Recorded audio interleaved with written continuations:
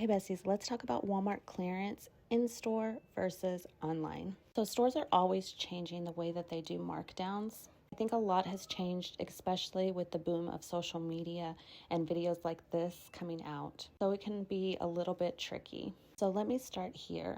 The markdowns in store can vary store to store, especially at Walmart. So the markdowns vary store to store, and they can also vary in store to online.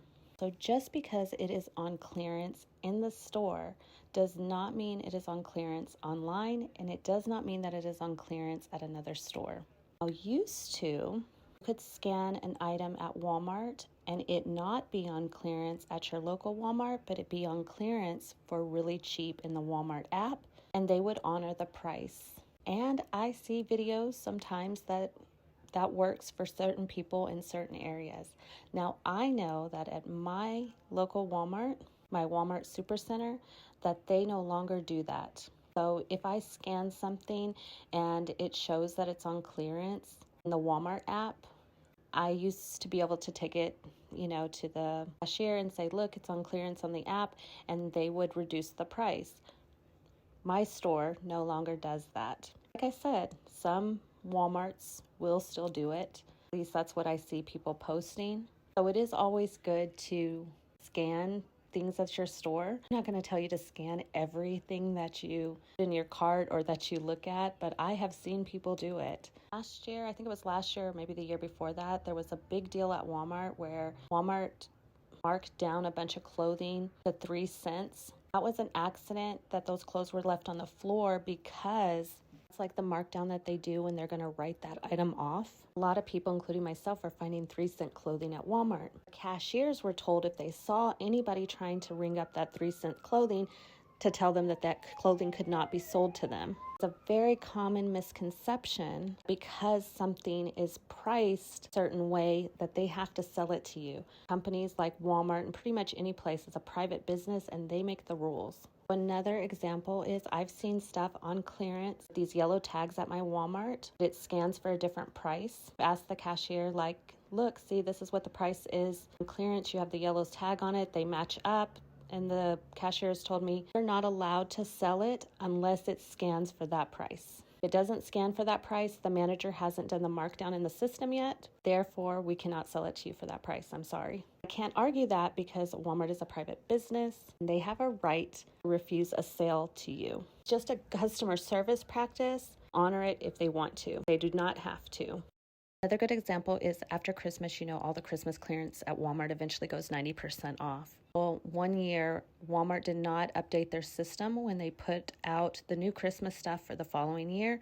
So when that stuff got put out on the floor the first day, it was still showing 90% off. So somebody was posting I went to Walmart and all their Christmas trees are 90% off, the ones that they're just putting out. I bought $500 worth of Christmas trees for $50. People started running to Walmart, and some people were getting the deal. Some people were scoring, and other people posting, I went to my Walmart and they would not sell me these items. But as far as in-store versus online prices, so one rule of thumb that I have is that when I'm buying something, not usually my regular groceries, but when I'm buying something beyond my regular groceries, I always check the online price at any store that I go to. Just because sometimes the online price is better, sometimes it's on sale or on clearance online. I do this everywhere. That's how I do it. We'll say Target is a really, really good place to do this at. I've said it many times. They run a lot of online deals. I'll do Target in a different video though.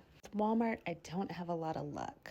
I'll be perfectly honest. I still do it just to check at Walmart, but I find that usually for me, Walmart clearance online is not that great. I know the stores in my area are not going to honor it. And I'm really lucky in finding a lot of clearance in-store at Walmart neighborhood markets. That's telling you guys, Walmart neighborhood markets are the place to look for clearance. So that's what works best for me. Also online at Walmart, they have a lot of third-party sellers. I feel like it can get very confusing. There's the products that come from Walmart, and then there's hundreds of third-party sellers for anything you look up at Walmart. There's also websites out there highly designed to show these really cheap things you can find on Walmart that have been marked down. So maybe they'll show a refrigerator for $5 and they'll show you a list of locations in your area where you can find that refrigerator. I have never had any luck using those websites. I know a lot of people have, but I have never had any luck. The way that I look at clearance stuff, time is money, gas is money.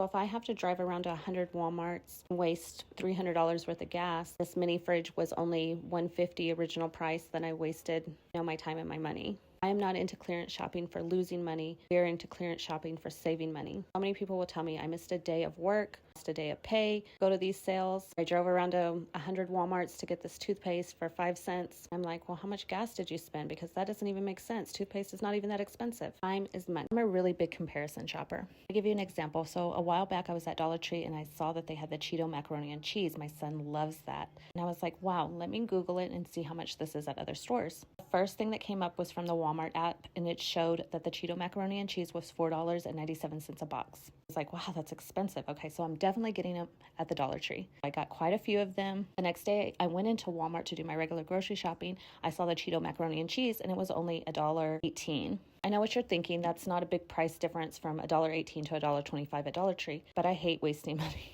So I was pretty pissed off because the online prices vary to the in-store prices. Even on their regular prices, that's one of the reasons I hardly ever do grocery pickup, because a lot of times I notice that the prices in the app for the regular prices on things are just more expensive online versus in-store. I have way better luck finding clearance in-store than I do online. I have seen some really cheap things online on clearance at Walmart, but almost always, I'll be honest with you, my order has been canceled when I find those deals, because they also have a right to cancel your order or to sell out and you not know it and they have to cancel your order. One big thing to remember, if you're in-store clearance shopping at Walmart, not all Walmarts are created equal. So just because you see a video like this doesn't mean it's on clearance at your store. Also doesn't mean it's the same price at your store on clearance. At your store, it could be cheaper. At your store, it could be less of a discount. It could be not on clearance at all. Not all Walmarts are created equal.